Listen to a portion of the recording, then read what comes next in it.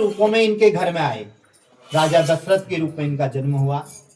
4 पुत्र कौन कौन आए? राम, लक्ष्मण, भरत और शत्रुघ्न। लेकिन देखो, भगवान एक ही भगवान के अवतार हैं, लेकिन 4 रूप हुए। क्यों हुए? क्योंकि 4 भाव से उन्होंने भगवान का भजन किया।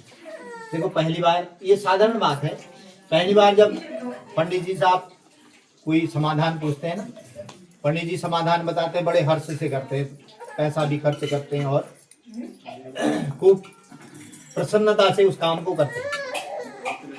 सफलता नहीं मिलती है तो पंडित जी को थोड़ा पूछते भी है, बोले इतना खर्चा करा दिया और उसके बाद सफलता नहीं मिली है।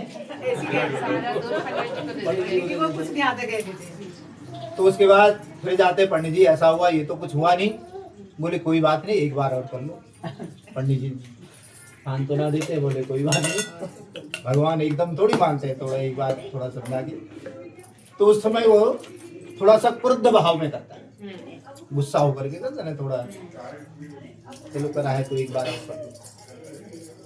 अच्छा 2 बार कर लिया तो थोड़ा उसको लगने लग जाता है, यार 2 बार कर लिया, चलो सफलता नहीं मिली तो तीसरी बार देखो शौक क्यों हो जाता है, न गुस्सा करता है। बोले इस बहाने भगवान का नाम ले रहा है, शौक क्यों है। तब भी सफलता नहीं, तो 4थी बार में वो सेवक बन जाता है, बोले करना है तो चलो करना ही है। तो ऐसे ही भाव से भगवान 4 रूपों में राजा दशरथ के घर आए। राम सौम्य रूप में, समृद्ध, लक्ष्मण क्रुद्ध रूप में, भरत सौख्य रूप में और शत्रुघ्न सेवक रूप में। अच्छा 4 पुत्र भगवान के रूप में उनके घर में आए, लेकिन आपको विदित होगा, चाहे वो रामचरितमानस पढ़ लें, रामायण पढ़ लें, पढ़ी भी होगी, लेकिन राजा दशरथ कभी सुखी नहीं रहे। क्यों नहीं रहे? जब 4 पुत्र 4 रूपों में जिसके घर में भगवान हैं और 5वीं लक्ष्मी सीता के रूप में आई, उस घर में संतुष्टि नहीं है। क्यों? जब अंत समय आया, ये बड़ी लंबी कथा है, बस योग वासिष्ठ में सुंदर वर्णन आया है। वशिष्ठ जी जब राम से आग्रह करते हैं कि मेरे यजमान का कल्याण करो, तो जब यजमान के कल्याण के लिए प्रार्थना की, तो भगवान अपनी योग माया को राजा दशरथ को ज्ञान देने भेजते हैं। तो योग माया राम के रूप में ही जाती हैं। हा राम करके राजा दशरथ बिस्तर पर लेटे हुए हैं।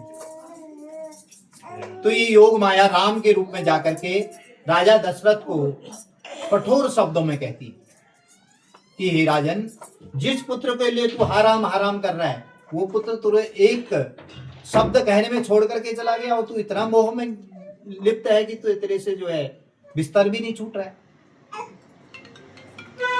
अब राजा ने जब ये डांट सुनी, कभी दवाई कड़वी होती है ना, तो राजा ने आंख उठा करके देखा, तो ये तो मेरा राम बोल रहा है। जिस राम के लिए प्राण त्यागने को हो रहे थे, उस राम से मोह छूट गया। बोले हो, जिस पुत्र के लिए इतना मैं अपने प्राण त्यागने को दिया, ये तो मुझे इस प्रकार से टोक रहा है। बोला ये मेरा पुत्र नहीं है। हे राम, जैसे ही हे राम कहा, वैसे ही भगवान चतुर्भुज रूप में प्रकट होते। कहते ना, राम राम सब कोई कही, दशरथ कही न कोई, जो एक बार दशरथ कहे कोटि यज्ञ फल हो।